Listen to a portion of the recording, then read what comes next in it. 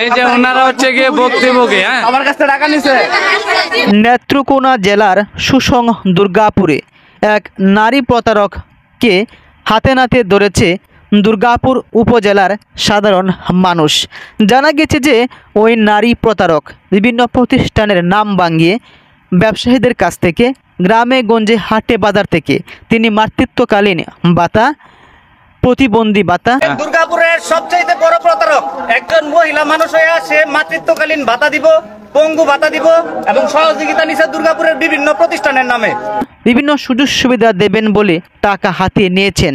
ও অবশেষে ভুক্তভোগী সকলেই দুর্গাপুর থানার দিকে ছুটে চলেছেন। তারা চান সঠিক সময়ে সঠিক বিচার। এভাবে যদি প্রতারক চক্র তাদের তালিকা বৃদ্ধি করে, সে দুর্গাপুরে একটা খুব খারাপ কাজ করছে, তার একটা উপযুক্ত শিক্ষা পাওয়া দরকার। তাহলে ধীরে ধীরে দুর্গাপুরে বাড়তে থাকবে তাদের এই সংখ্যাটা। তাই ভুক্তভোগী সকলেই সাধারণ ডায়েরিও করেছেন।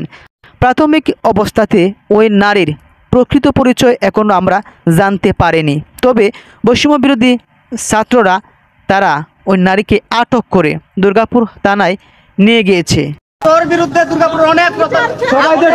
এবং দুর্গাপুরের সর্বস্তরের মানুষ চায় এমন প্রতারক চক্রের জন্য উপযুক্ত এবং কঠিন শাস্তি হোক, যেন আর কোনো নারী সমাজ ব্যবসায়ীরা প্রতারকের ফাঁদে না পড়ে। প্রতারকের ফাঁদে পড়ে অনেক ব্যবসায়ীরাই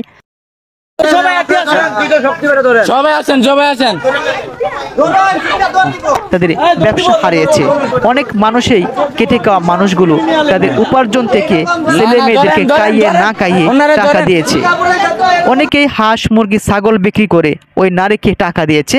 প্রতিবন্ধী ভাতা, বয়স্ক ভাতা, মাতৃত্বকালীন ভাতা ইত্যাদি ভাতা পাবেন। তিনি বলেছিল যে আমি ওই প্রতিবন্ধী স্কুলে শিক্ষকতা করি, অথচ ওনাকে 2 বছর পূর্বে সে স্কুল থেকে বের করে দেওয়া হয়েছিল। তবে কেন ওনাকে স্কুল থেকে বের করে দেওয়া হয়েছিল সেই কারণ এখনও জানা যায়নি। আপনারা ভিডিওটি শেয়ার করবেন এবং যদি পরিচিত হয়ে থাকেন মন্তব্য করবেন উনি আরও কোনো দুর্নীতির সঙ্গে প্রতারণার সঙ্গে জড়িত আছে কি না। অবশেষে ওনাকে কিন্তু দুর্গাপুর থানায় নিয়ে যাওয়া হয়েছে। যারা ভুক্তভোগী আছেন আপনারা থানায় চলে আসেন।